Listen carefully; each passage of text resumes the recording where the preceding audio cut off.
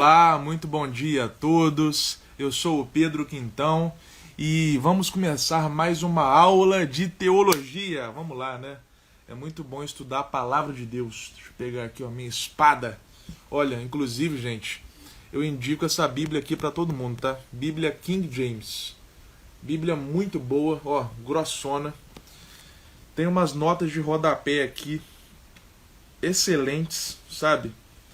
E as notas de rodapé, olha só um exemplo, ó. Por exemplo, olha só o tamanho dessa nota explicativa. Deixa eu abrir bem para vocês verem aqui, ó.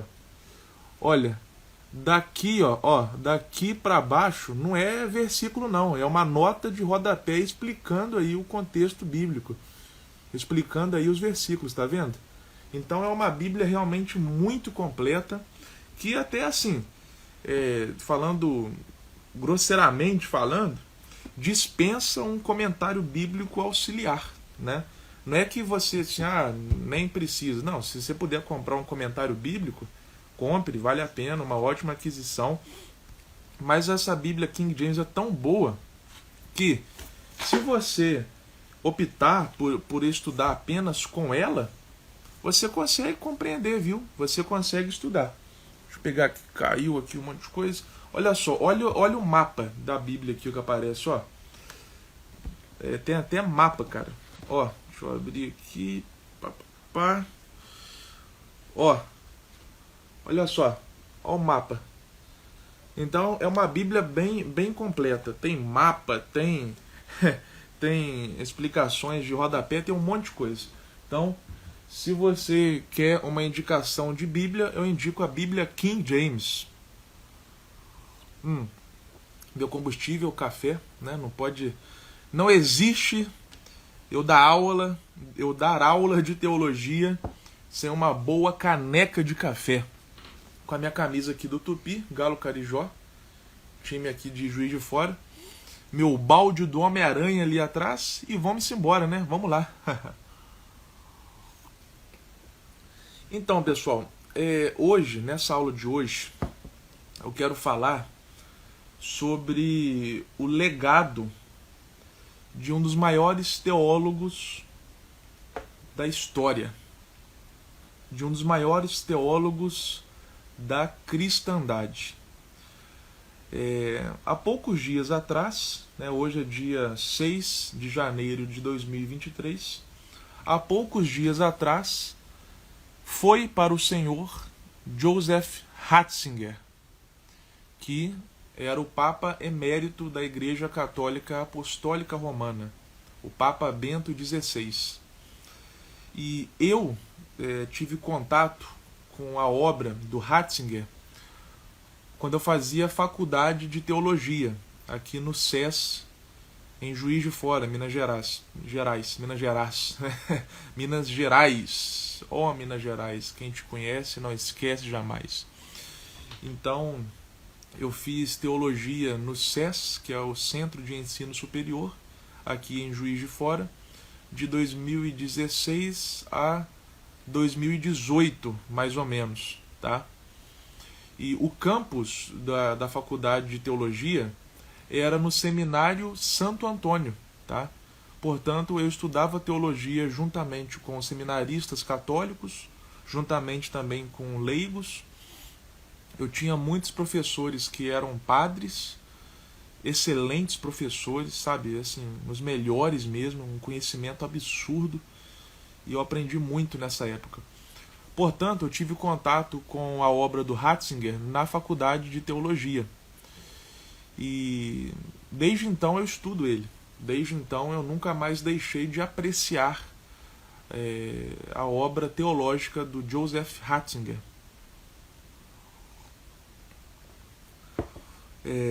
Claro, eu conhecia o Papa Bento XVI, né? Afinal de contas, quem não conhece o Papa? É uma personalidade que aparece recorrentemente na mídia, na televisão, enfim. Mas eu admito que eu não conhecia a obra ali do Ratzinger enquanto teólogo, né? Os seus escritos, as suas reflexões. E a partir do momento que eu tive contato com essa obra, eu fui muito edificado, sabe? O Ratzinger era um teólogo alemão e, enquanto vivo, eu dizia que ele era um dos maiores teólogos vivos, né? Inclusive, eu disse isso há pouco tempo atrás, né? Eu falei, olha, o Ratzinger é um dos maiores teólogos vivos. Agora que ele foi para o Senhor, eu acho que vale a pena a gente relembrar os dizeres do então presidente Getúlio Vargas. O Ratzinger saiu da vida e entrou para a história. Ou seja, o Ratzinger, de fato, é um dos maiores teólogos da história. Ele é um dos maiores teólogos da cristandade e, com certeza, a sua obra ecoará pelas gerações.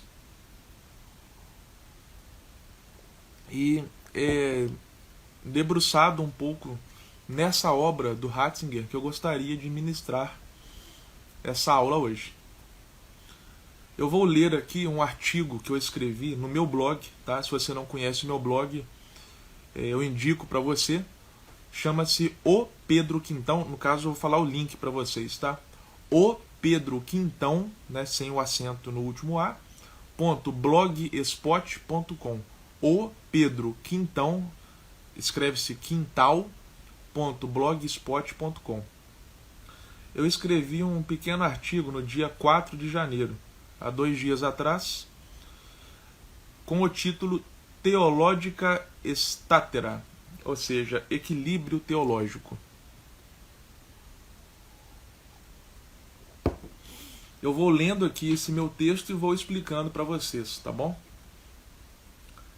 Árdua tarefa consiste o labor teológico. Não é fácil, né, gente, fazer teologia. Não é mole fazer teologia. Requer muito esforço, requer tempo, requer dedicação. Certa vez um homem de Deus falou: a moeda do céu é o tempo, né? Ou seja, é impossível você desfrutar de Deus e das coisas de Deus se você não dedicar tempo para isso, né? Isso pode soar difícil para nós hoje, nessa era pós-moderna, porque nós estamos acostumados com a instantaneidade, né? Nós estamos acostumados em colocar um miojo e daqui a 3 minutos está pronto, em colocar uma pipoca no micro-ondas e daqui a 3 minutos está pronta. Sabe, enfim, nós estamos acostumados com a instantaneidade. Instantaneidade, tá? A palavra instantâneo. Ou seja, nós estamos acostumados com tudo muito rápido, sabe? Só que com Deus não é assim, né? Como dizia o Tozer, um grande teólogo norte-americano, Deus não se curvou à nossa era apressada, entende? Deus não mudou porque nós mudamos ou nós somos de tal forma, né? Não, Deus ele é o que ele sempre foi. É o Deus de Abraão, Isaac e Jacó. Ou seja, Deus é o mesmo, independente das eras, das gerações, do tecido social, da conjuntura social de cada época, enfim, não, Deus é o mesmo. Tanto é que Jesus diz: céus e terra passarão, mas a minha palavra jamais passará. Ou seja, pode mudar o regime político, pode mudar o que for, que a palavra de Deus permanece exatamente a mesma, tá? Então, para você desfrutar de Deus, da presença de Deus, dos tesouros de Deus, das coisas de Deus, você precisa dedicar tempo para isso. Não vai ser lendo a Bíblia em 3 dias que você vai conseguir absorver todo o conteúdo que ali existe. A Bíblia não pode ser lida como uma revista qualquer, como um livro qualquer, não. Tanto é que o autor fala, meditar na lei do Senhor. O que é meditar? Meditar é mais do que ler. É você ler e apreender aquilo, e guardar aquilo, e refletir sobre aquilo que você leu, entende? É como um boi que rumina o capim, é nós ruminarmos ali o conteúdo que nós estamos diante de. Então, é necessário tempo. Para as coisas de Deus é necessário tempo. Então, árdua tarefa consiste o labor teológico devido a um dos motivos ser justamente esse, que nós temos que dedicar tempo para isso. Continuando o texto. Primeiro, pela natureza desta ciência, que não é exata. Portanto, há de se lidar com um volume de informações consistente para que sínteses possam vir à luz. Lição básica da teologia. Teologia não é matemática. Na matemática, 1 mais 1 é 2, 3 vezes 3 é 9 e sempre será dessa forma. Por isso que a matemática é uma ciência exata. Teologia não. A teologia você lida com um pensamento, uma linha, uma corrente, uma vertente, 2, 3, 4, enfim. Você lida ali com uma miríade de correntes, de vertentes, de linhas de pensamentos teológicos. Então, para você fazer uma boa teologia, ou para você conseguir compreender de uma forma mais ampla, você precisa ter contato com essas mais variadas linhas de pensamento. Entende? Por isso que aí volta naquilo que eu falei, por isso que é preciso tempo. Você não vai conseguir em um ano ler todos os teólogos, todas as obras de cada teólogo, não. Mas com o tempo você vai aumentando ali o seu volume de informações, você vai enriquecendo o seu arcabouço, enfim, você vai amadurecendo nesse sentido. Então, não é fácil fazer teologia porque você tem que lidar com esse volume de informações. Um volume consistente para que sínteses possam vir à luz. O que é uma síntese? Tem a tese, a antítese e a síntese. O que é uma tese? Por exemplo, eu tenho uma tese de que a caneca de plástico é melhor para se tomar café. Essa é a minha tese. Aí vem uma outra pessoa e faz uma antítese. Não, eu não acho que a caneca de plástico seja a melhor para tomar café, porque a caneca de porcelana é mais viável. Essa é a antítese, ou seja, algo que contrapôs a tese. O que seria a síntese? A síntese seria a condensação dos melhores pontos da tese e da antítese para que uma conclusão mais racional possa ser realizada. Então, como que você faz sínteses? Comparando visões, sabe? É isso, você faz uma síntese comparando visões. Então, para você falar, por exemplo, de a soteriologia, né, que é o estudo sobre a salvação, adianta você falar sobre a soteriologia de uma forma abrangente, pegando apenas a obra de um teólogo? Não. A não ser que você queira fazer um estudo somente sobre aquele teólogo. Aí beleza. Por exemplo, eu sou especialista em Santo Agostinho. Beleza.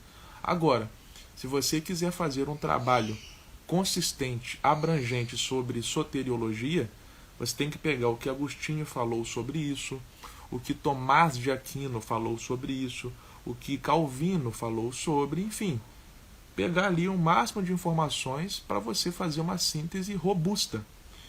Tá? Continuando, depois, né, por que é uma árdua tarefa, né, o labor teológico?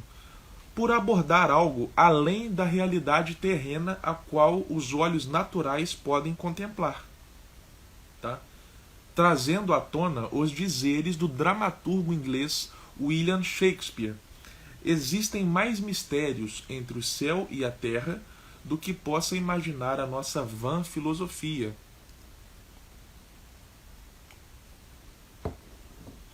Essa frase do Shakespeare está no Hamlet, peça teatral Hamlet, clássico. Então, por que é uma árdua tarefa o labor teológico? Porque é uma ciência que estuda algo além da realidade terrena, a qual os olhos naturais podem contemplar. Uma coisa é eu estudar, por exemplo, algo assim, algo da natureza, biologia, por exemplo. Eu vou estudar biologia, ou seja, eu vou lidar apenas com o que está posto na natureza, no ciclo vital, né? Os animais que aí estão presentes, a fauna, a flora, enfim.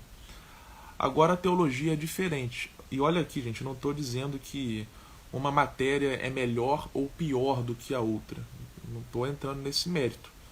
Eu estou falando apenas no que eu tenho domínio, que é a teologia.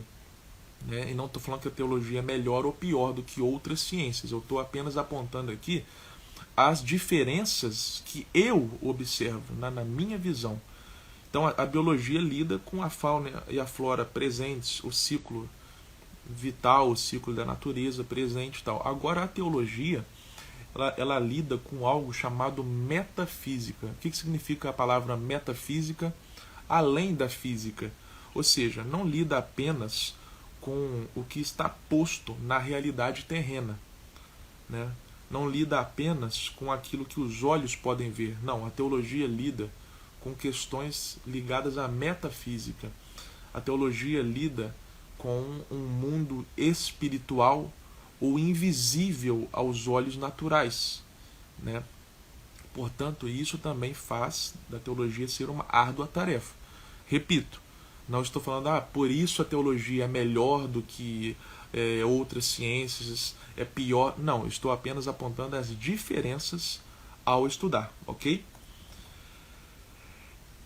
E aí é o que Shakespeare falou. Existem mais mistérios entre o céu e a terra do que possa imaginar a nossa vã filosofia. Ou seja, a realidade não é só aquilo que você trata como empírico, né? A realidade não é só aquilo que você pode apreender pelo cálculo ou pela razão pura, né? Não. Há algo mais, há algo além. Nós sabemos disso pela nossa própria natureza humana, que tem sede de mais, sede de ir além, né? Sede do infinito. E quando fala a palavra mistério, né? Essa palavra mistério é muito cara para a teologia. Outrora, os sacerdotes, na celebração eucarística, eles levantavam a hóstia e falavam Mysterium Fidei, ou seja, o que é dito até hoje, né, nas celebrações, só que traduzindo do latim para o português, eis o mistério da fé. Ou seja, o que é um mistério da fé? Porque nós temos uma visão de mistério mais ou menos como se fosse o Scooby-Doo, né? O mistério é aquilo que está oculto, é aquilo que está escondido, é aquilo que não pode ser contemplado, né? Só que na teologia mistério não é isso, né? Na teologia mistério é aquele assunto que, por mais que você estude, por mais que você se debruce sobre, por mais que você utilize as suas faculdades cognitivas para apreender, sempre há algo mais, sempre há algo além. É um assunto que não se esgota pelo intelecto humano. Quer um exemplo palpável disso? A encarnação do Verbo, o nascimento do Messias. Como que você explica de maneira a se esgotar o assunto que, primeiro, Deus, o Deus glorioso, todo-poderoso, o El Shaddai, ele passou pelo processo da kenosis de Filipenses 2, ou seja, ele esvaziou-se da sua glória para ser ali um bebezinho, cujas mãos eram tão pequenas que não podiam alcançar a cabeça, né, do gado ao redor, naquela manjedoura, como dizia Chesterton.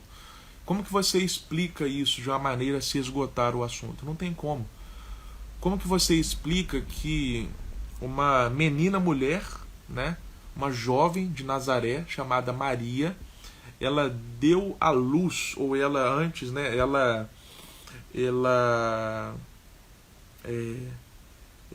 concebeu, né, uma criança concebeu o Messias sem que houvesse relações, né, sem que houvesse ali uma conjunção carnal com seu esposo José. Como que você explica isso de maneira a se esgotar? Não tem como. Dá para você compreender? Sim. Dá para você estudar? Sim. Só que não dá para você esgotar o assunto. Não dá para você fechar o livro, olha, esse assunto aqui já entendemos tudo sobre ele. Não, sempre terá algo mais a falar. É como um filme que é um clássico, um livro que é um clássico. Pensa num clássico aí. O Exorcista, Star Wars, Superman, do Christopher Reeve. Enfim, pensa aí num clássico. Um clássico é um clássico porque ele nunca envelhece. Pensa num livro que é um clássico. Dom Quixote, Os Três Mosqueteiros, os livros do Machado de Assis. Enfim, pensa aí num clássico. Ou seja, já passaram-se décadas, talvez séculos, que a obra foi escrita, mas ela nunca envelhece. Por quê? É um clássico. Toda vez que você for assistir a esse filme ou ler a este livro, você sempre vai descobrir algo novo. Por isso que é um clássico. Então, nesses mistérios da fé, toda vez que você for estudar sobre, sempre terá algo novo a descobrir.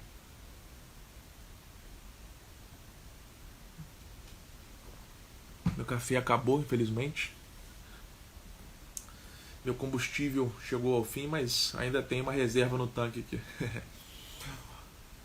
Prosseguindo, estudar teologia não é simples. Como o músculo se acostuma gradualmente com os halteres, o cérebro adquire consistência à medida em que autores são apreciados. Olha só. Quando você vai na academia, você não começa ali pegando 100 quilos no supino, por exemplo. Né? Você não começa ali pegando 100 quilos. Por quê? Porque este peso está acima do que os seus músculos podem suportar. Então você começa ali com 2,5 de cada lado, depois sobe para 5, 10, 15, vai aumentando à medida que os seus músculos vão se acostumando com o peso.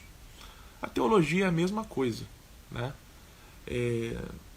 Você nunca estudou teologia e a primeira obra que você vai pegar, né, por exemplo, a Suma Teológica do Tomás de Aquino, né, que são vários livros, né?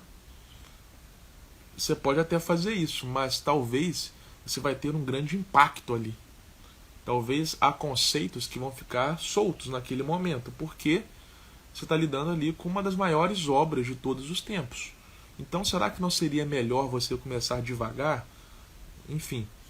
Então, a teologia, você vai adquirindo essa consistência teológica à medida em que autores são apreciados. E eu fiz questão de utilizar essa palavra apreciados aqui, porque, gente, cada palavra escolhida é muito importante ao você elaborar um texto, tá? A compreensão pode mudar à medida em que a palavra muda. Então eu escolhi de maneira proposital utilizar apreciados. Autores são apreciados. Por quê? Você lê um autor da mesma forma, né? Você aprecia um autor da mesma forma que você aprecia, por exemplo, um bom café. Né? Você não lê teólogos ou filósofos, enfim, como você está lendo um jornal do dia, sabe? Ou qualquer outro livro, de maneira rápida, desatenta, ausente da meditação. Não. Você aprecia aquele autor.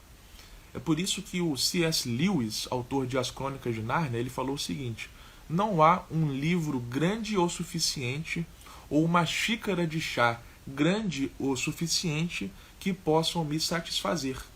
Ou seja, ele compara aí um livro com uma xícara de chá. Né? Como é bom você apreciar um chá, né? Você sentir o aroma, sentir o sabor lá no seu paladar, é uma apreciação. Você não toma tudo de uma vez, não é assim que funciona. Um livro é a mesma coisa, você namora o livro, você pega, você lê, depois você volta no que você leu para entender melhor, você anota, você conversa com o livro, é uma viagem. Né? Então, leitura é para ser apreciada, por isso que eu escolhi essa palavra de maneira proposital.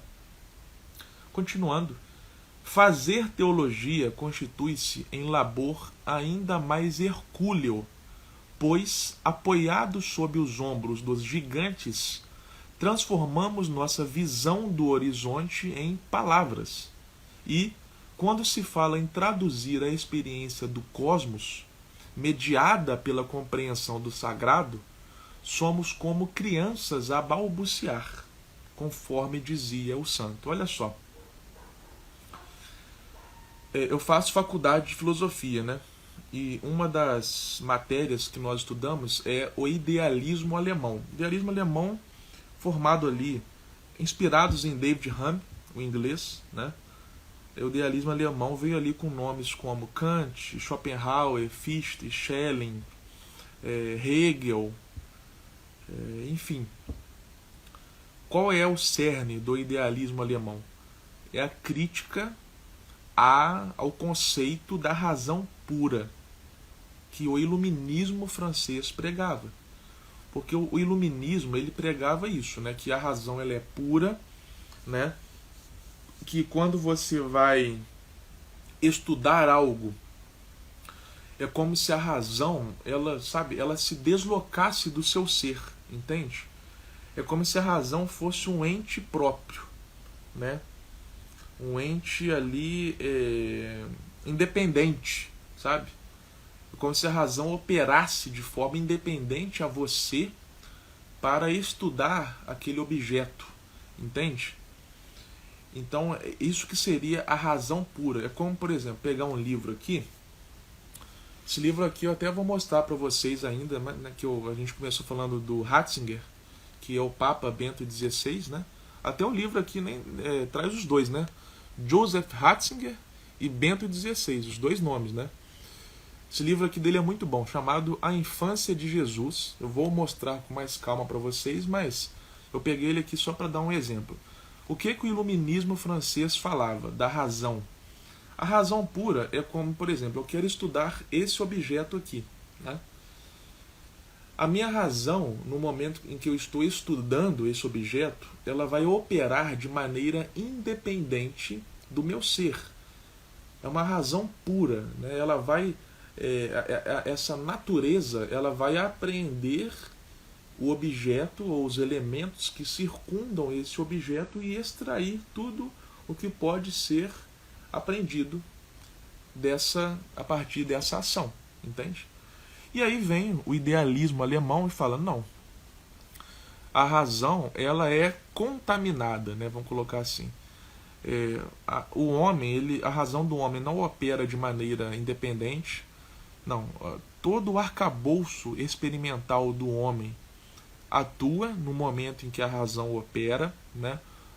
Para a gente falar mais claro, todas as viagens que você fez, todos os livros que você leu, todas as músicas que você ouviu, todos os diálogos que você teve, enfim, todas as suas experiências de vida, elas atuam junto com a sua razão, tá?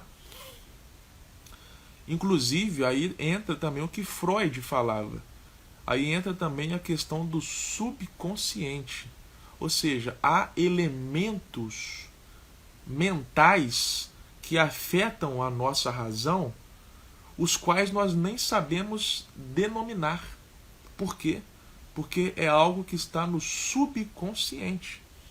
Então, é isso que o idealismo alemão vem criticar, essa romantização da razão, vamos colocar assim. Então, sempre que a gente vai estudar algo, a gente é mediado por quem nós somos. Nós somos mediados, o nosso objeto de estudo, no caso, sofre a mediação a partir de quem nós somos. Quando nós fitamos o cosmos, se você é um cristão, logo a sua cosmovisão estará imbuída nas Escrituras. Por isso que eu escrevi aqui que quando se fala em traduzir a experiência do cosmos mediada pela compreensão do sagrado, ou seja, a forma que eu olho o mundo é mediada pela compreensão que eu tenho acerca do sagrado, né? Só que não é fácil você traduzir o que você está vendo, você traduzir o que você está aprendendo a partir das suas faculdades cognitivas e epistêmicas em palavras. Porque nós estamos lidando, lembre-se, com algo que está além da física, com a metafísica. Então, como transformar elementos ou conceitos metafísicos no vocabulário humano? Então, como dizia o santo, é como uma criança a balbuciar, né? Uma criança, ela utiliza ali palavras simples e um vocabulário não muito vasto para comunicar algo que ela quer, né? Exemplo, quando um bebê está com fome, o bebê chega para a mãe, madame, porventura poderia eu alimentar-me neste momento? O bebê não fala isso, né? Não sei que foi aquele bebê daquela série Family Guy, aquele bebezinho que fala, né? Fala e tem a voz de homem, né? Mas na vida real não é assim que acontece. Para demonstrar que está com fome, o que o bebê faz? Ele chora. Ou seja, é um vocabulário escasso, simples e rudimentar, mas que consegue comunicar algo. Então, quando nós fazemos teologia, nós utilizamos o nosso vocabulário escasso, simples e rudimentar, comparado às coisas do alto, né, para comunicar valores metafísicos, transcendentes e sagrados. Então, é uma tarefa hercúlea, né? Continuando. De maneira ontológica, a natureza adâmica que reside em nosso ser nos faz pender para os extremos. Ou seja, de maneira ontológica. O que é ontológico? Nós nascemos com isso, é existencial, está no sangue. A natureza adâmica que reside em nosso ser, ou seja, a natureza de Adão, porque não se engane, há um Adão em cada um de nós. Como dizia Lutero, né? Eu achei que eu ia matar o velho homem nas águas do batismo, mas eu descobri que o infeliz sabe nadar. Ou seja, o velho homem não morreu nas águas do batismo, caso você seja batizado. Pelo contrário, ele nada de braçada igual o Michael Phelps. Então, a natureza adâmica existe em cada um de nós. O que ocorre com os santos, né, com aqueles que são justificados pela fé, é que o Espírito Santo ele suprime a natureza adâmica, de forma que a natureza divina, o que a Imago Dei de Gênesis, exalte-se em nós, né? Ou destaque-se em nós. Mas essa natureza adâmica, como ela não está morta, não está extinta, ela nos faz pender para os extremos. Ou seja, nós somos muito extremos, né, o ser humano. A gente é tipo assim, ou eu faço uma coisa ou eu faço outra, né? Por exemplo, eu vejo nomes igual Martin Luther King Jr. Ele era um pastor batista, ele era um grande orador, e ele é, né, o homem mais importante da história moderna dos Estados Unidos, porque ele foi um grande ativista político. Você pega, por exemplo, aquele guitarrista da banda Queen, o Brian May. Além de um rockstar, ele é formado em astrofísica. Inclusive já fez contribuições para a NASA. Você pega o Johnny Depp, um grande ator de Hollywood, fez ali Piratas do Caribe, Edward Mãos de Tesoura, entre outros filmes, e ele também já tocou guitarra com a banda Aerosmith. Então assim, sabe, Deus nos convida a multiplicar os nossos talentos. Deus nos colocou nessa terra para sermos múltiplas funções. Amém? Mas a nossa natureza adâmica nos faz pender para os extremos, né? Ou eu sou isso, ou eu sou aquilo. Eu sou 8 ou 80. A falta de equilíbrio, seja emocional, financeiro, acadêmico, profissional, isto é, abarcando as esferas vitais de forma integral, é indício do pecado. Ou seja, o desbalanceamento das nossas áreas vitais, das nossas esferas vitais, é indício do pecado, né? Essa confusão que há muitas vezes em nosso ser é indício do pecado, né? Na teologia, esse desafio se põe em prática. Como conciliar verdades aparentemente contraditórias das Escrituras? Aparentemente contraditórias, né? E essa palavra aqui, contraditória, é segundo a perspectiva humana. Né? Como possibilitar com que a mente compreenda que tu és pó e ao pó retornarás, conforme Gênesis capítulo 3, versículo 19, de forma simultânea a, se perseverarmos, com Cristo igualmente reinaremos, conforme 2 Timóteo capítulo 2, versículo 12. A nossa mente humana, ela tem a sua limitação. Eu lembro de uma cena do filme Lucy, no qual a atriz Scarlett Johansson atua, que é falado ali em dado momento que o nosso cérebro ele opera com apenas 10% da sua capacidade total. Então é inegável que há uma limitação racional.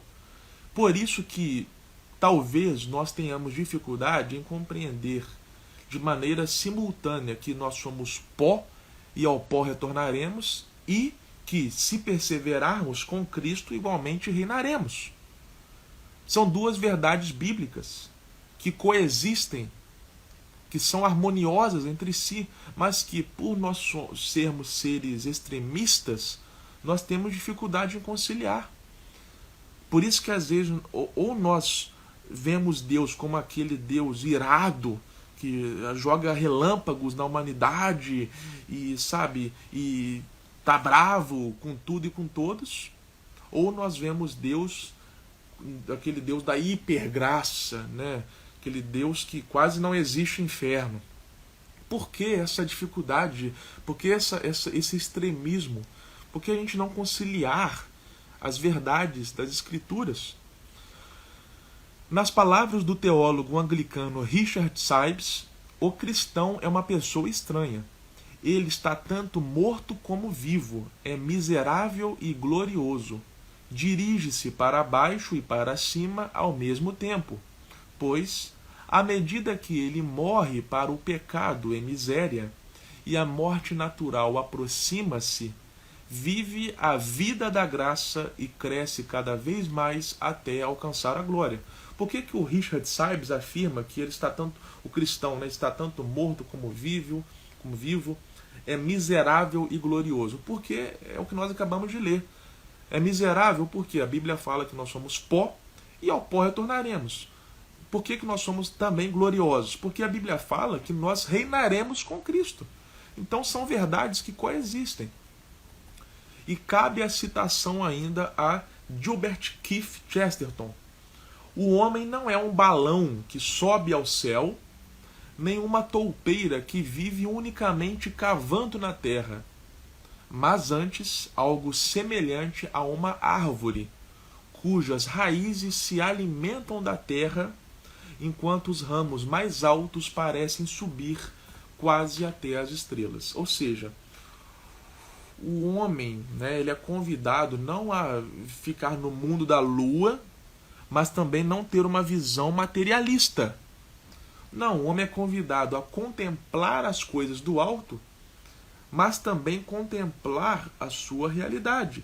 Exemplo, Jesus. Jesus era um homem ali que compreendia, um homem e Deus, né, união hipostática, ele compreendia plenamente as questões concernentes ao reino dos céus. Porém, vê-se na Bíblia que Jesus também era um homem culto, consciente da realidade que o cercava. Tanto é que ele falava de política, como por exemplo, quando ele ensinou dai a César o que é de César e dai a Deus o que é de Deus. Ele falava ali da religião de sua época, né? Tanto é que ele recorrentemente ele fazia críticas à conjuntura religiosa de sua época. Enfim, Jesus não era ali uma pessoa por fora do que estava acontecendo. Pelo contrário, né? Atento às questões sociais, né? Não é à toa que ele orientou os seus discípulos e deu o exemplo, né, de cuidar ali daqueles que necessitavam. Ou seja, Jesus não era de forma alguma um alienado, né? Então nós somos convidados a contemplar as coisas do alto, mas também sermos pessoas conscientes acerca da realidade que nos cerca. Afinal de contas, o Natal é isso, né? A gente acabou de passar pelo Natal. No Natal, Deus abraçou o cosmos de maneira integral. Deus demonstrou, ao encarnar, que ele não era um Deus longínquo ou um Deus estritamente metafísico, transcendente, que estava lá no céu enquanto o curso da história ocorria aqui na Terra. Não. Ao encarnar-se, ao fazer-se carne, né, Deus demonstrou que ele é um Deus que adentra a história, que participa da história. Como dizia Billy Graham, o fato mais importante da história da humanidade, né, não é que o homem subiu e foi até a Lua. Não, é que Deus desceu e veio à Terra. Quando Deus se encarna, ele demonstra que ele é um Deus participativo da história. Tanto é que até hoje, se você quiser ver onde Deus viveu, onde Deus morreu, onde Deus caminhou, basta ir no aeroporto, pegar um avião lá para Israel que você vai ver. Ou seja, é um Deus que participa da história. Isso é uma verdade que não veio à tona em Jesus. Isso está desde o Êxodo, por exemplo. Né? O que o livro do Êxodo nos demonstra? Que Deus está atento ao clamor social, às mazelas que o povo sofre, e Deus não apenas está atento, mas ele se interessa na libertação do seu povo. Deus se interessa no estado político e social do mundo. Se não fosse assim, Deus daria de ombros para a situação do povo hebreu no Egito. Mas sabemos que não foi isso que ocorreu. Ele libertou o povo hebreu da opressão egípcia. Então, continuando, logo, há um chamamento para o equilíbrio, à medida em que ocorre a disposição intelectual de compreender a verdade. Cara, essa palavra equilíbrio é essencial para a teologia. John Wesley foi um dos maiores avivalistas de todos os tempos. Ele que protagonizou o avivamento na Inglaterra no século XVIII. Todavia, John Wesley era também um grande estudioso, um amante dos livros. Outro exemplo, Charles Haddon Spurgeon, um homem ali que tinha o fogo, que tinha a unção, mas Spurgeon lia, diz a história que ele lia uma média de 8 livros por semana, né? Ou seja, um homem dado à intelectualidade. Temos vários outros exemplos, Jonathan Edwards, né? Isaac Newton, o físico que também se interessava pelas escrituras, enfim. É o equilíbrio, você não precisa escolher, eu sou do fogo, ou eu sou das letras, eu sou do sobrenatural, eu sou da teologia. Não, em Cristo nós somos convidados a abraçarmos essas duas realidades, assim como um pássaro tem 2 asas para voar, né? E na ausência de uma das asas, o pássaro não voa, né? Então, que saibamos equilibrar a fé e a razão, né? Fides et ratio, fé e razão, ok? Para o filósofo Aristóteles, todo homem deseja naturalmente conhecer a essência das coisas. Nós temos essa curiosidade. Desde a mais tenra idade, nós nos perguntamos de onde eu vim, quem sou eu, para onde eu vou. Isso significa que o homem deseja naturalmente conhecer a essência das coisas. Nesse sentido, para se chegar à essência, faz-se mister um exercício de sair de si mesmo, como numa fenomenologia, para que a verdade possa ser vislumbrada. O que é sair de si mesmo?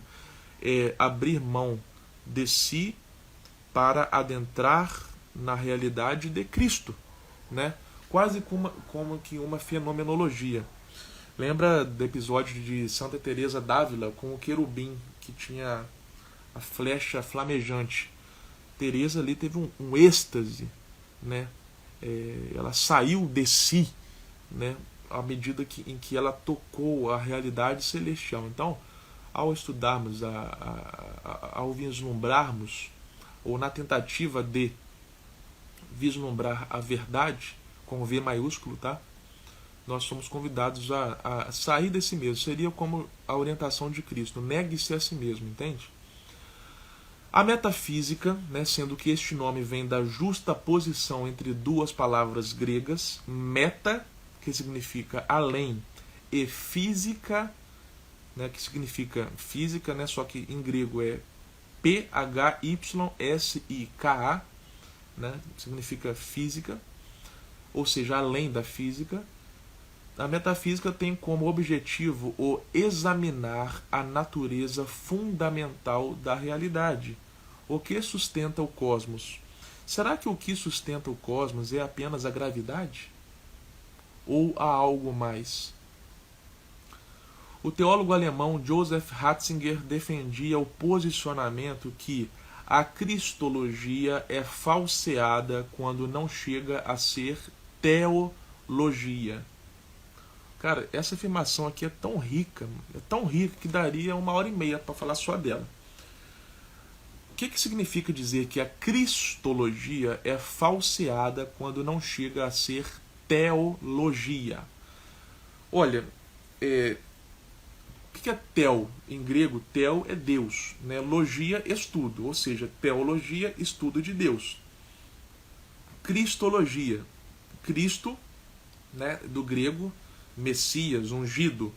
Logia, estudo. Então, estudo sobre o Messias, estudo sobre o ungido, ou seja, estudo sobre Jesus.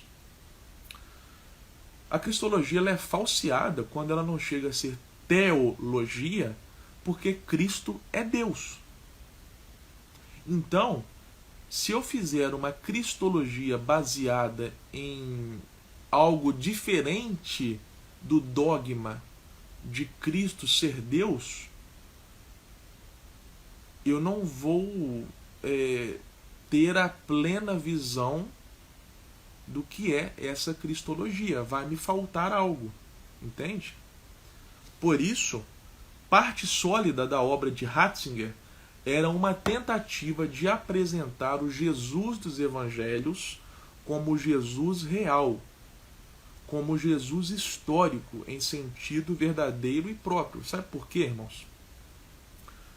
Há aqueles que acreditam em Jesus, mas não em Jesus como Deus. Opa, voltou aqui, deu uma pausa aqui. Como eu estava falando, há aqueles que acreditam na existência de Jesus, mas desassociando o Jesus histórico do Jesus divino, entende? Então, desvinculando, né, o Jesus histórico do Jesus divino. O que significa isso? O Jesus histórico existiu, beleza, né? Mas esse Jesus histórico que nasceu na manjedoura, que nasceu em Belém, que viveu na Galiléia e tal, ele não é Deus. Ele era um homem apenas, muito sábio, diferente, mas era apenas um homem. Então, esse seria o Jesus histórico. A tentativa do Ratzinger, ao longo de sua obra, ao longo do seu legado teológico, era apresentar o Jesus dos evangelhos como Jesus real, como Jesus histórico. Ou seja, tudo aquilo que os evangelhos relatam que Jesus fez, os milagres, as maravilhas, etc., é o Jesus real, é o Jesus histórico, entende? Então, assim, esse aqui é um dos motivos pelos quais eu admiro muito o Ratzinger, né? Porque ele foi um leão nesse sentido. O Ratzinger, ele, até o fim de sua vida, ele sempre enfatizava esse fato do Jesus dos evangelhos ser o Jesus histórico. Em suma, finalizando aqui esse texto, né? Teologia se faz de joelhos, né? Fala, Nandinho, beleza, meu amigo? Deus te abençoe, tá? Teologia se faz de joelhos. O que significa isso? A teologia é uma ciência a qual não adianta você apenas ler, sabe? Como apenas um exercício intelectual. Não. A teologia requer a piedade. A teologia requer o fogo no coração, requer ali a contemplação, a oração, pois dessa forma todo o esforço intelectual será melhor aproveitado. Não há como atingir o cerne dessa arte, que é fazer teologia, sem apreender dogmaticamente a divindade do Cristo. Ele é o centro do ofício teológico. Ou seja, Jesus é o nosso objetivo final ao estudarmos teologia. Quando nós estudamos teologia, teologia que eu falo, teologia sistemática, não apenas a cristologia, o nosso objetivo é compreender o Cristo, tá? Porque afinal de contas, a Bíblia inteira fala de Jesus, né? A Bíblia inteira, desde Gênesis a Apocalipse, fala de Jesus. Então, ao estudarmos a teologia, a nossa meta é compreendermos melhor o Cristo. E Yeshua, o Deus glorioso que se fez homem, no processo da kenosis de Filipenses 2, como eu falei, a kenosis é esse esvaziamento que Deus fez de sua glória. Deus esvaziou-se de sua glória para encarnar. Fato o qual Chesterton resumiu da seguinte forma: as mãos que fizeram o sol e as estrelas eram perdão, as mãos que fizeram o sol e as estrelas eram pequenas demais para alcançar as cabeças do gado ao redor. Olha só que maravilha, né? As mesmas mãos poderosas que o profeta Isaías falou, que pegam o oceano, né, ou as águas do mar com as conchas das mãos, elas eram pequenas demais para alcançar as cabeças do gado ao redor. Essa foi a encarnação do Verbo, esse foi o Natal. Então, assim, só um parêntese, isso pode ser contraditório. Nossa, as mãos do Deus Todo-Poderoso, que Isaías fala, que pega o oceano nas conchas das mãos, elas tornaram-se pequenas demais para alcançar as cabeças do gado. Ou seja, parece algo paradoxal, mas não, são duas verdades das Escrituras. A Bíblia afirma que Yeshua é cordeiro, conforme João, capítulo 1, versículo 29, e leão, conforme Apocalipse, capítulo 5, versículo 5. Sim, dois animais que, segundo os termos biológicos, são antônimos, né? Um cordeiro, né? E um leão. Jesus é os dois, né? Ou seja, essas duas naturezas convivem harmoniosamente na natureza do Cristo. Enfim, se Cristo for ratificado como o cerne da teologia, a perfeita chave hermenêutica, os supostos paradoxos adquirirão a devida harmonia, assim como os outros pontos a serem perscrutados pela razão, sob auxílio da fé.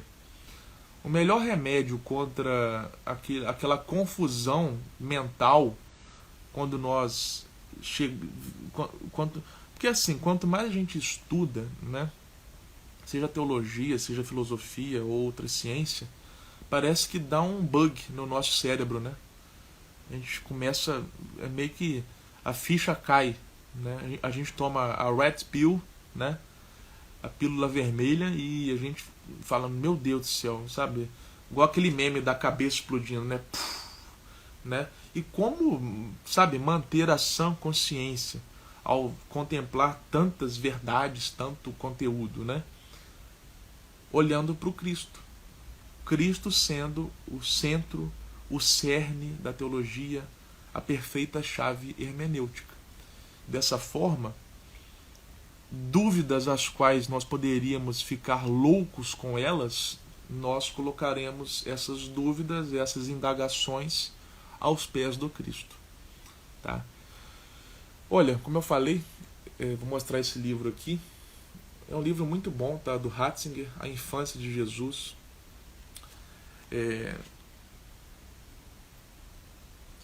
Ele até fala aqui, ó, finalmente eu posso entregar nas mãos do leitor o pequeno livro há muito prometido sobre as narrativas da infância de Jesus.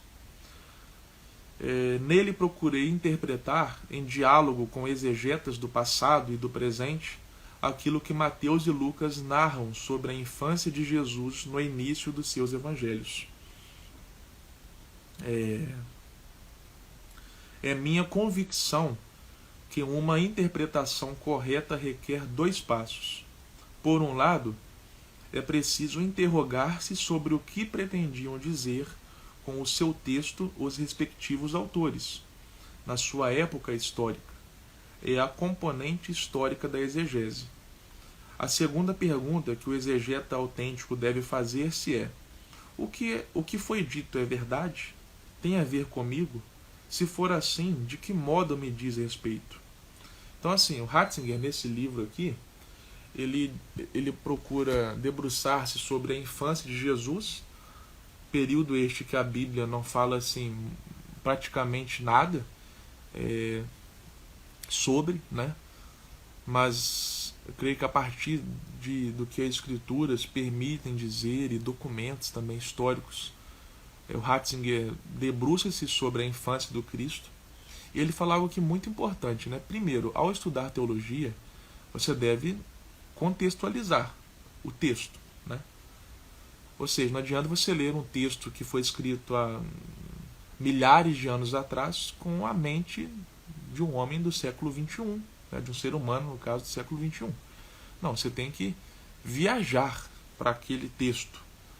Dessa forma você compreenderá da maneira devida.